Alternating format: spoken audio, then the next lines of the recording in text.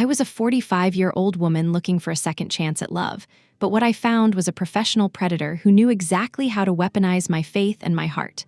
My name is Alina Vance, and at 45, I thought I'd seen enough of the world to know when someone was lying to me. After my divorce, the house felt too quiet, and the silence at the dinner table was deafening. I wasn't looking for a fling, I was looking for a partner, a man of character. That's why I joined Christian Mingle. I figured if a man shared my values, he'd be honest.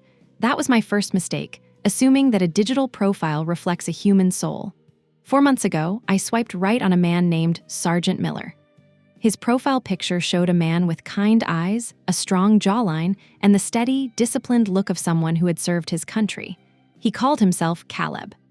He told me he was a U.S. Army sergeant currently deployed on a peacekeeping mission in a remote, dangerous region of the Middle East. From the very first message, he was different. He didn't lead with pickup lines, he led with scripture and stories about missing home. "Alina," he wrote in that first week, "seeing your smile is the only thing that makes the sand and the heat bearable. It's hard out here, but knowing there's a woman like you back home gives me a reason to keep my head down. I'm not a naive girl, but when a man in uniform tells you he's lonely and that you're his light in the dark, something inside you softens." We started messaging every single day. Because of his deployment, he told me he couldn't do video calls, security protocols, he said. He couldn't even send recent selfies because the base was under strict digital blackout. At the time, it made sense. I'd read about military life. I didn't want to be the reason he got in trouble with his commanding officer. By the end of the first month, Caleb told me he loved me. It felt fast, and a little voice in the back of my head whispered to be careful, but he had an answer for everything. In a war zone, Alina, life moves at a different speed. You don't wait for the right time to say how you feel because tomorrow isn't promised. How do you argue with that? He talked about our future together. He talked about moving to my town, helping me in the garden, and finally having a peaceful life. I was hooked. I wasn't just in love with a man, I was in love with the idea of being a hero's homecoming. Then, the narrative shifted. In the middle of our third month, the peacekeeping mission turned into a crisis. Caleb told me his deployment had been extended indefinitely. He sounded desperate in his messages. He said the conditions were deteriorating and he needed to get out before things got worse. He claimed there was a process, a replacement fee, where he could pay for a private contractor to take his spot so he could return to the States early. "I have the money in my overseas account, Alina," he told me, "but because I'm on a restricted server, I can't access the transfer portal. I need someone I trust, someone I love, to help me move the funds and pay the administrative fees." He directed me to a website called Apex Global Finance. It looked like any other high-end banking site. It had a login portal, a professional logo, and even a 24/7 live chat support feature. Caleb gave me his login credentials. When I logged in, my jaw dropped. There it was, an account balance of over $80,000. "See," he told me over the chat. "The money is there. I just need you to cover the initial wire transfer fees to move it into a domestic account so we can pay the military flight coordinators." He told me to send the money to a woman named Martha, whom he described as his family's longtime legal liaison back in the States. He said Martha was the only one who knew how to navigate the red tape. At this point, my intuition was screaming. Why would the U.S. military require a private wire transfer to a random woman to release a sergeant? But every time I questioned him, Caleb would pivot to emotion. "Do you not trust me, Alina? I thought we were building a life together. If you don't help me, I might not make it back at all." The guilt was a heavy weight. I looked at the Apex Global site again. I chatted with the support agent on the site, a person who identified as Agent Thomas. He confirmed the account was real and that the funds were frozen pending a verification fee. It looked so official. I felt like I was being a bad partner by doubting him, so I did it. I walked into my local bank and wired $5,000 to Martha's account. Then a week later, Caleb said there was a customs issue with his gear. Another $3,000. Then a replacement soldier's transport fee. Another $4,000. Before I knew it, I had sent $12,000, nearly my entire savings. The turning point came when Caleb was supposed to be on a flight home. He gave me the flight number and the arrival time at O'Hare. I drove 3 hours to the airport, my heart racing, holding a "Welcome Home" sign I'd stayed up all night making. I waited at the gate for 4 hours. The flight landed. The passengers came out. But no Caleb. I messaged him frantic. He didn't reply for 10 hours. When he finally did, he said he'd been detained at a layover in Germany because of a paperwork error. He needed another $7,000 to clear his name. That was the moment the veil lifted. The pain of being stood up at the airport was sharper than any love he had professed. I realized I wasn't waiting for a soldier. I was waiting for a ghost. I didn't send the $7,000. Instead, I went home, sat at my laptop, and realized I needed to find out who Caleb really was or what kind of monster was hiding behind his face. I didn't know it yet, but I was about to walk into a digital labyrinth of fake banks, money mules, and a scam operation that spanned across continents. And I was going to make sure they paid for every tear I shed. The silence of my house felt different now. Before, it was a space waiting to be filled by Caleb's presence. Now, it felt like a crime scene. I sat at my kitchen table, staring at the welcome home sign I'd tossed into the trash bin. The colorful glitter mocked me. $12,000. That wasn't just money. That was my security, my hard work, and my pride. I felt a burning heat behind my eyes, but I refused to let another tear fall for a man who didn't exist. I realized that if I was going to get justice, I had to stop acting like a heartbroken girlfriend and start acting like a woman who had been robbed. I began by opening my laptop and looking at the Apex Global Finance website again. I'd logged into it a dozen times to see Caleb's supposed fortune, but this time, I wasn't looking at the numbers. I was looking at the structure. I'm a researcher by trade, and I knew how to dig. I started by looking at the About Us section. The text looked professional, but when I copied a paragraph and pasted it into a search engine, my heart sank. The exact same wording appeared on 5 other websites with different names: Swift Horizon Bank, Vertex Wealthport, and Beacon Financial Group. They were all carbon copies of each other. It was a template, a digital trap designed to look like a fortress but built out of cardboard. Next, I looked up the domain registration for Apex Global. It had been created exactly 60 days ago. Caleb had told me he'd used this bank for years to manage his military pay. Another lie exposed. The site wasn't even registered to a financial institution. It was registered through a private proxy in a country I couldn't even pronounce. "Who are you really, Caleb?" I whispered to the screen. I took the one photo he had sent me, the one of him in his dress greens, looking so honorable, and I performed a reverse image search. For a few seconds, the little spinning icon on my screen was the only sound in the room. Then, the results flooded in. The man in the photo wasn't Caleb Miller. He wasn't a sergeant looking for love on Christian Mingle. His name was Anthony Hudson, a real veteran whose photos had been stolen from his public Instagram account years ago. There were dozens of warnings online about his face being used in romance scams. My Caleb was a stolen identity, a digital mask worn by a ghost. My blood ran cold when I realized that every "I love you," every scripture he'd quoted, and every promise of a future had been a script.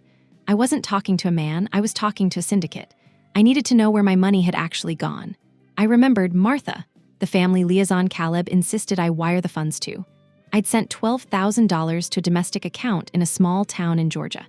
If Caleb was a fake persona in a war zone, who was Martha? Was she the mastermind? I decided to play a dangerous game. I messaged Caleb on the app. I made my voice, my digital voice, sound panicked and desperate. "Caleb, I'm so sorry about the airport," I typed. "I was just so overwhelmed. I have the $7,000 you need for the customs fee in Germany, but I'm having trouble with the wire transfer at my bank. They're asking for more verification on Martha's account. Is there another way, or can Martha call me?" He replied almost instantly. The predator had sensed blood in the water. "Elena, my love, don't worry," he wrote. "The bank is just being difficult because it's an international situation. Martha is very private. She doesn't like the phone. Just tell them she is your aunt. If you can't wire it, I can send you a link to a new portal. We need to hurry, or they will move me to a different facility." He sent me a link. I didn't click it, not directly. I used an IP tracker tool I'd learned about in a digital security seminar. It's a simple link that, once clicked, logs the location and device of the person on the other end.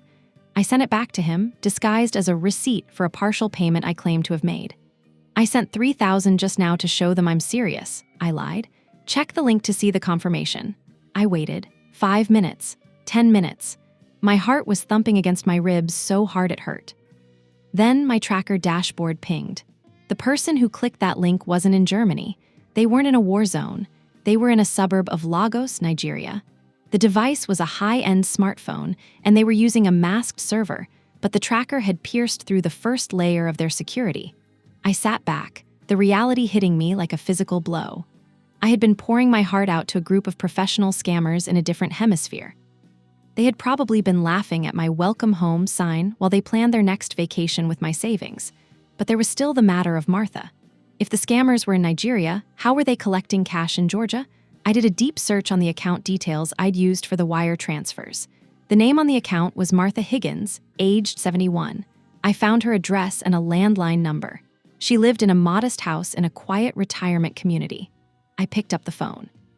My hand was shaking, but my voice was firm. If Martha was part of this, I wanted her to know I was coming for her. But when a woman answered, she sounded confused. "Hello," she said, her voice thin and frail. "Is this Martha Higgins?" I asked. "Yes, who is calling?" "My name is Alina Vance. I've been sending money to your account, Martha. Thousands of dollars. I'm calling to ask why you're helping Caleb Miller rob people." There was a long silence. Then I heard a soft, shaky intake of breath. "Caleb, you know Caleb. He's my fiancé. He's a general in the army. He's in a secret mission in Africa. He said he was using my account to move his pension because his own was frozen by the government." I felt the air leave my lungs. Martha wasn't the mastermind. She wasn't a criminal. She was another victim. She was a 71-year-old widow who believed she was in a romance with a general. The scammers weren't just using me for money. They were using Martha as a money mule. They were funneling their stolen loot through her account to make it look like a domestic transaction, keeping her in love so she wouldn't ask questions. "Martha," I said, my voice softening with a sudden, painful empathy. "Caleb Miller isn't a general. He isn't a sergeant. He isn't even a real person. I'm looking at the real man's photos right now, and his name is Anthony. We are both being scammed." "No," she whispered. "No, he loves me. He sent me roses. He's coming to marry me in July." "He told me the same thing, Martha. He told me he was coming to marry me yesterday. I stood at the airport for 4 hours. He's not coming. And the money I sent to your account, where is it now?" I send it to his logistics manager in Bitcoin," she sobbed. "I take it out of the bank like he tells me, and I go to the machine at the gas station. He says it's for the troops." The sophistication of the cruelty was staggering. They had turned a lonely widow into a foot soldier for their crime ring. If the police ever looked into this, Martha would be the one holding the bag while the ghosts in Lagos vanished into the ether. "Martha, listen to me," I said, my voice urgent. "You need to stop sending money right now. You need to call your son or daughter. We have to go to the authorities together. If we don't, they are going to drain you dry and let you take the fall." But as I was talking, my computer dinged. A new message from Caleb. "Alina, I see the transfer didn't go through. Why are you playing games? I thought you loved me. If I die here, it's on your hands." The audacity of the threat made me vibrate with rage. They were still trying to guilt-trip me while I was on the phone with their other victim. I realized then that I didn't just want my money back. I wanted to burn their entire operation to the ground. I wanted to show them that they picked the wrong woman to break. "Martha," I said into the phone, "hang up and call your family. I'm calling a team that knows how to handle people like this. We're going to catch him." I hung up and stared at the chat window. Caleb was typing. "I'm not playing games anymore, Caleb," I whispered to the screen, "but you're about to find out that the game just changed." I reached out to a group I'd seen on a documentary, private investigators who specialized in catfishing and international fraud.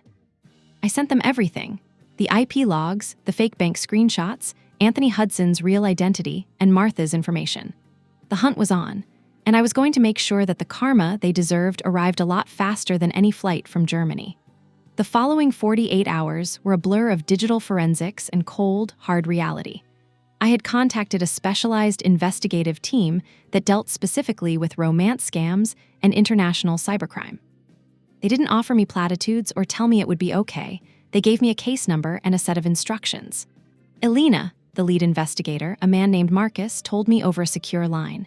"You've done more legwork than most victims do in a year. That IP tracker was a smart move, but these guys are like hydras. You cut off one head and 3 more grow back. If you want to actually hurt them, we have to follow the money and the mule." The mule, of course, was Martha. After our phone call, she had gone silent.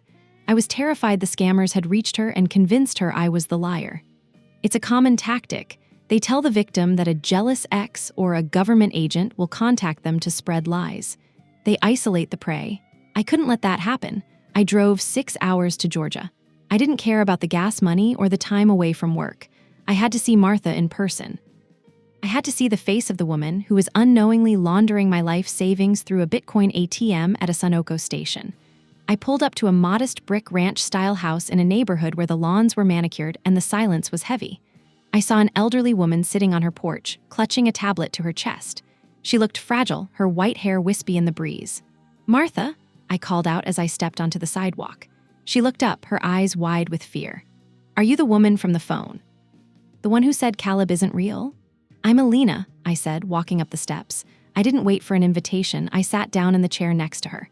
"Martha, I'm not here to hurt you. I'm here because we are in this together." She started to cry, not a loud, dramatic sob, but a quiet, rhythmic shaking of her shoulders.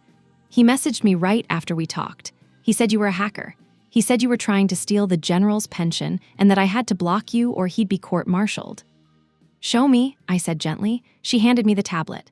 The messages were sickening. They were more aggressive now, the love replaced with a desperate, demanding tone. "Martha, the logistics manager says the Bitcoin didn't clear. You must go back to the station. If the general doesn't get his flight clearance tonight, it's over. Do you want him to die in the desert? Go now. Do not talk to the woman. She is a demon sent to test our love." "Demon," I muttered. "That's a new one." I looked at Martha. Did you send more?" "I didn't have any more," she whispered. "I've spent my savings. I've spent my late husband's life insurance. I was going to go to the bank to ask for a loan on the house today." I felt a cold shiver of rage. They weren't just stealing her cash, they were trying to steal the roof over her head. They were going to leave this 71-year-old woman homeless. "You're not going to the bank, Martha. You're going to help me catch them." Marcus and his team are watching the Apex Global site. They've discovered that the site has a back-end script that logs every time a verification fee is paid. They can see the Bitcoin wallet addresses where the money is being funneled. I pulled out my laptop and showed her the real Anthony Hudson's Instagram page. I showed her the photos of him with his real wife and his real children. "This is the man in the photos, Martha. His name is Anthony. He's a good man, but he has no idea who we are. Caleb is a ghost." Seeing the real man's family seem to finally break the spell, Martha's grip on the tablet loosened. "He was so handsome," she said, her voice hollow. "He said I made him feel young again." "I know," I said, squeezing her hand. "He made me feel like I was part of something important, but we're going to be important in a different way now. We're going to be the ones who shut them down." I called Marcus. "I'm with Martha. She's ready to cooperate." "Good," Marcus said. "Here's the plan. We need Martha to tell Caleb that her bank has flagged the wire transfers and that she needs a direct video confirmation from the general's superior officer to release the house loan. We know they won't do a video call, but they'll try to send a fake, official document or use a voice masking app. While they're distracted trying to fabricate a higher-level lie, our tech team is going to launch a stress test on the Apex Global server." "What does that do?" I asked. "It forces their server to bypass their VPN for a split second to handle the traffic load. In that second, we get their true MAC address, the physical ID of the computer they're using. If we get that, we can link it to every other scam they've run. We've already contacted the Economic and Financial Crimes Commission, EFCC, in Nigeria. They're standing by." I spent the next 4 hours coaching Martha. Every time her phone dinged, she flinched, but she stayed strong. She typed out the message we'd drafted. "Caleb, the bank is suspicious. They won't give me the home loan without a verified letter from your general. They said they need to see a digital seal. I'm scared, Caleb. Please help me so I can get you the money." The response from Caleb was frantic. They knew they were close to the big score, the house equity. "Don't be scared, my queen. I will talk to the general. He will send a document to the bank's portal. Log into Apex Global in 30 minutes. The document will be there in the secure message center. Do not show anyone else." "They're taking the bait," Marcus whispered through my earpiece. "Alina, keep Martha calm. We're monitoring the Apex server traffic. It's spiking. They're uploading a forged Department of Defense document to their fake bank site." I watched Martha's tablet. We logged into the Apex Global portal. A new notification popped up. A document with a gold seal and a signature from a General Richard Vance. They'd even used my last name, a psychological trick to make it feel more familiar to me if I was watching. "We have it," Marcus shouted. The server hiccuped. "They're not just in Lagos. They're in a high-end apartment complex in Lekki. We have the MAC address. And Alina, you're not going to believe this." "What?" "The same computer that just uploaded that general's letter is currently logged into 3 other banks. They're running a dozen women right now. 1 in London, 2 in Australia, and 1 right in your hometown." The scale of it was breathtaking. It was a factory of heartbreak. The EFCC is moving, Marcus said. Because of the amount of money involved, your $12,000 and Martha's $60,000, this has been escalated to a high-priority fraud case. They're coordinating a raid. I sat with Martha on that porch, the sun beginning to set over the Georgia pines. We didn't talk much. We just watched the tablet. Caleb was still messaging, getting more and more aggressive, demanding to know if the bank had seen the letter. Then, suddenly, the messages stopped. The typing bubble appeared, then vanished. The server is down, Marcus reported, his voice vibrating with triumph. The EFCC just breached the unit. They've got 4 of them. Laptops, phones, a stack of stolen credit cards, and a script book that has your name on page 14, Alina. I looked at Martha. Her face was pale, but she wasn't crying anymore. She looked at the tablet, then at the empty road. Is he gone? She asked. Caleb is gone, Martha, I said, but the men who pretended to be him are in handcuffs. It wasn't the welcome home I had planned at the airport. There were no flowers, no hugs, and no hero's return. But as I sat there with a woman I'd never met before today, I realized that this was a different kind of homecoming. We were coming back to ourselves. We were no longer victims, we were the evidence. But as I packed up my laptop to leave, Marcus's voice came back through the earpiece, and this time he didn't sound triumphant. He sounded worried. Alina, don't leave Martha's house just yet. We just went through the local files on the seized laptop. There's a folder labeled Domestic Accomplices. Martha wasn't the only one they were using in the States. And the other person, they're not a victim. They were getting a 20% cut of everything you sent. My heart stopped. Who is it, Marcus? I'm sending you the photo now, he said. I opened the file, my breath hitched. The person in the photo wasn't a stranger. It was the Agent Thomas from the Apex Global Live chat, the one who had verified the bank to me. But the photo wasn't a stock image. It was a photo taken at a local park in my town. It was my ex-husband's brother, David. The betrayal didn't just span an ocean. It was sitting in my own backyard. The air in Martha's living room suddenly felt thin. I stared at the photo on my laptop screen, David Vance, my ex-husband's younger brother. He was leaning against a picnic table at the local park where we used to have family reunions, wearing a smirk that I had once mistaken for boyish charm. Now, it looked like the grin of a hyena. Alina, you still there? Marcus's voice crackled through the earpiece. It's David, I whispered, my voice barely audible over the roar of blood in my ears. My ex-brother-in-law, he's the one who verified the bank. He's the one who told me the funds were frozen. He didn't just know about the scam, he was the one who pointed them toward me. The puzzle pieces snapped together with a sickening crunch. David had always been a get-rich-quick kind of guy. He'd lost his job at a local credit union a year ago for policy violations that were never fully explained. He knew I had received a settlement from my divorce. He knew I was lonely. He knew my faith and my heart better than any stranger in Lecky ever could. He fed me to them, I said, a cold, hard anger crystallizing in my chest. He gave them the details about my life, my grandfather's name, my insecurities. He probably helped them write the scripts. According to the chat logs we just pulled from the seized laptop, he was the internal validation officer, Marcus explained. Whenever a victim got suspicious, the scammers would trigger a live chat or a banking verification email. David would handle those because his English was perfect, and his banking knowledge made the Apex Global site seem legitimate. He was their bridge to the U.S. financial system. I looked at Martha. She was watching me, her eyes filled with a new kind of sadness. She had been betrayed by a ghost, but I had been betrayed by someone who had sat at my Thanksgiving table. I have to go back, I told Martha. The authorities in Nigeria have the scammers, but David is still sitting in his apartment in my town, probably waiting for his cut of that $7,000 customs fee I promised. Wait, Alina, Marcus interrupted. If you go to the police now, he might get tipped off and dump his hardware. We need a live connection. We need him to log into the Apex portal from his home IP address while the EFCC still has control of the server. We need to catch him in the act of laundering the funds. What do you want me to do? I asked, already walking toward my car. Message the Caleb account. Tell him the bank has released the $7,000, but they've sent it to the Apex Global escrow wallet instead of the wire. Tell him Agent Thomas, which is David, needs to log in and authorize the release to the logistics manager.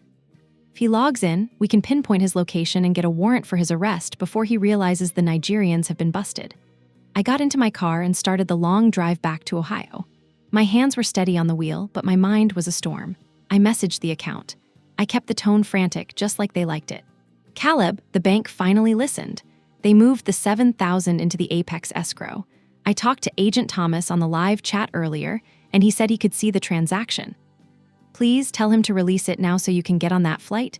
The response came 10 minutes later. It wasn't the usual "I love you" fluff. It was short and clinical. Understood. Agent Thomas is checking the portal now. Stay online. I watched the tracking dashboard Marcus had shared with me. A new connection appeared on the map. A glowing blue dot blossomed right over our small town in Ohio. We have him, Marcus said. He's logged in. He's currently attempting to move the phantom $7,000 from the escrow account into a private crypto wallet. He's literally stealing from what he thinks is a grieving woman in real time. Call the local police, Marcus, I said, my voice like iron. I'm 10 minutes away from his apartment. I want to be there when the door hits the floor. Elena, stay back. Let the officers handle the entry, Marcus warned, but I couldn't stay back. I needed to see the look on his face when he realized his easy mark was the one who had set the trap. I pulled into David's apartment complex just as two unmarked cruisers and a local patrol car swerved into the parking lot. The blue and red lights were silent, cutting through the dusk like jagged glass. I stepped out of my car, staying behind a brick pillar, as 4 officers moved toward David's ground floor unit. Bam! The sound of the battering ram echoed off the surrounding buildings. Police. Search warrant, hands in the air. I moved closer, my heart hammering. Through the open door, I could see the glow of multiple monitors in the darkened living room. I saw David, dressed in a bathrobe, being shoved against the wall by a burly officer. He looked confused, his eyes darting toward the laptop that was still glowing with the Apex Global Finance logo. What is this? I didn't do anything, David yelled. I'm just a consultant. I stepped into the doorway. The officers glanced at me, but Marcus must have alerted them that I was the primary complainant because they didn't push me back. David's eyes met mine. For a second, he looked relieved. Elena, thank God, tell these guys there's been a mistake. I was helping you with that military bank, remember? I was trying to help you get Caleb home. I walked toward him, stopping just out of his reach. I didn't scream. I didn't hit him. I just pulled out my phone and played the recording Marcus had sent me, the audio from the Nigerian server where Agent Thomas was laughing with the scammers about how easy Elena was. She's a lonely heart, boys. David's voice came through the phone, clear as day. Just keep quoting the Bible and talking about the future garden. She'll empty the whole retirement fund if you play it right. Just make sure my 20% is in the wallet by Friday. David's face didn't just go pale, it went gray. He looked at the phone, then back at me. The relief vanished, replaced by a raw, naked terror. You recorded the server, he stammered. I didn't record it, David, I said. The authorities in Nigeria did when they raided the apartment in Lekki. They've got your friends, David. They've got your chat logs. And they've got the MAC address of the laptop you're currently using to steal my last $7,000. Elena, listen. I was in over my head. He started to babble, his voice cracking. I owed people money. I thought you had plenty from the divorce. I didn't think it would hurt you that much. $12,000, David, and $60,000 from an elderly widow in Georgia who you were going to leave homeless, I said, my voice trembling with the effort to stay calm. You didn't just steal money. You stole our peace. You stole a mother's grief and turned it into a profit margin. Let's go, David, the lead officer said, pulling his hands behind his back and clicking the cuffs shut. You've got a lot to explain to the feds. As they let him out, David looked at me one last time. There was no charm left, no boyishness, just the hollow stare of a man who had sold his soul for a 20% commission on heartbreak. I stood in the middle of his messy, dark apartment, surrounded by the glowing screens that had been used to destroy lives. I felt a sudden, overwhelming wave of exhaustion. Elena, Marcus's voice came from the phone I was still holding. The local PD has secured the hardware. We've already started the process for an asset seizure. Since we caught him with the crypto wallets open, the feds can freeze his accounts immediately. We might actually be able to get your $12,000 back and maybe even some for Martha. That's good, Marcus, I said, leaning against the doorframe. That's really good. You did it, Elena. You took down an international cell and a local traitor in one go. You're the strongest, lonely heart I've ever seen. I walked out to my car, the night air cool on my face. The house was still going to be quiet when I got home. The silence at the dinner table would still be there. But as I looked at the moon, I realized that I wasn't a victim anymore. I was a survivor who had fought back. The sergeant was gone. The agent was in a cell. And for the first time in 4 months, I wasn't waiting for a flight that would never land. I was exactly where I needed to be. The arrest of David Vance wasn't the end of the story. It was the opening of a floodgate. While the local police processed him, Marcus and his team of digital forensic experts were performing a deep dive into David's seized hardware. They weren't just looking for my $12,000 anymore. They were looking for the architecture of a massive, multi-state fraud network. I stayed in my town, but I didn't go home. I couldn't bear the thought of sitting in the house where I had typed those hundreds of messages to a ghost. Instead, I checked into a small hotel and spent my nights on the phone with Martha. We had become an unlikely pair of sentinels, two women separated by age and geography, but bound by a shared trauma. "They found more, Alina," Martha told me on the third day after David's arrest. Her voice sounded stronger, less like the fragile widow I had met on that porch in Georgia. "The investigators found a spreadsheet on David's computer. He had a list of leads women from church groups, grief support forums, and dating sites. He was categorizing us by how much equity we had in our homes." I felt a fresh wave of nausea. He wasn't just helping them, Martha. He was the scout. He was the one who told them who was vulnerable. "But there's a silver lining," she continued. "Because the police caught him with his accounts open, they've recovered $40,000 of my $60,000. It's not everything, but I won't lose my house." I closed my eyes and let out a breath I felt like I'd been holding for months. "That's amazing, Martha. That's the best news I've heard in a long time." As for my money, the path was more complicated. David had already laundered most of my $12,000 through a series of offshore mixers, services designed to hide the origin of cryptocurrency. But Marcus had a lead. He discovered that David had used a portion of my stolen funds to pay off the lease on a luxury SUV and to buy a high-end watch. Under the civil asset forfeiture laws, Marcus explained during our evening briefing, we can petition the court to seize those physical assets. Once they're sold at auction, the proceeds can be used for victim restitution. It's a slow process, but the paper trail is undeniable. He used your exact wire transfer timestamp to make the down payment on that car. But the real shocker came when the FBI got involved. Because the scam involved international boundaries and wire fraud, the federal government took over the prosecution. They brought me in for a formal deposition at the federal building. I sat in a cold, sterile room with two agents and a court reporter. They showed me a series of printed chat logs. These weren't the messages Caleb had sent me. These were the private messages between David and the scammers in Nigeria. "Alina is getting suspicious about the flight," David had typed into an encrypted app. "I'll jump on the live chat as Agent Thomas and give her a fake transaction ID. That usually shuts them up for a week. Tell the boys in Lekki to dial up the God bless you talk. She's a sucker for that." Reading those words, "she's a sucker for that," was like being slapped. I had shared my deepest fears with them. I had told Caleb about the night my father died and how much I missed having a protector in my life. And all the while, David was in his apartment, blocks away, laughing about it and telling them how to exploit my grief. "Ms. Vance," one of the agents said, "we've also found evidence that David was planning to escalate. He was trying to get your social security number and your power of attorney. If you hadn't caught him when you did, he would have likely cleaned out your entire retirement portfolio within the next 30 days. I leaned back in the chair, my hands trembling. I thought I was being careful. I thought because it was a Christian dating site, there was a level of safety. "That's exactly why they use those sites," the agent replied. "They weaponize your faith against you.